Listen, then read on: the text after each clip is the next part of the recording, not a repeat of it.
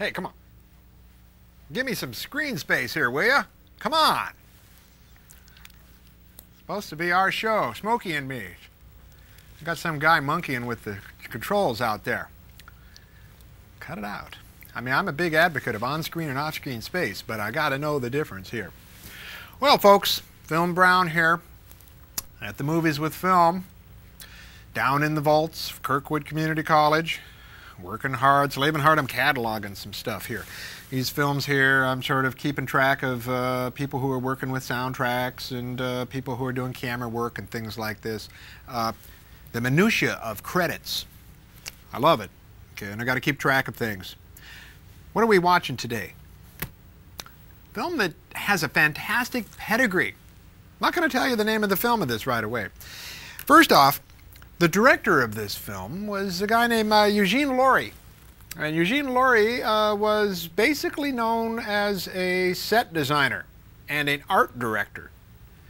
And films that he worked with, he was one of the key art directors for Jean Renoir in the 30s in France. And when he came over to the United States, when Renoir came over during the Nazi occupation, he worked with Renoir here in the United States as well. Grand Illusion and Rules of the Game, art direction by Eugene Laurie. Likewise, he worked with Charlie Chaplin, Limelight, art direction. Okay, so you got Eugene Laurie fixed there. Got an idea of what it is? Now, he directed this movie. The cameraman on this movie. Okay, I'm going to give you some more hints. Freddie Young was the cameraman on this movie. This film was shot in 1961. Freddie Young should ring a bell. He is a 3-time Academy Award cinematographer. Matter of fact, the year after this, Lawrence of Arabia, he won the Academy Award for. He was David Lean's cinematographer for Ryan's Daughter, which he won an Academy Award for. Likewise for Dr. Zhivago and Lawrence of Arabia. He also worked on some other key stuff like Lord Jim, You Only Live Twice, which is the James Bond film, the one Ted Moore didn't do, I guess, and Inn of Sixth Happiness. Okay, so what do we have here? Eugene Laurie directed, and we have Freddie Young did the cinematography.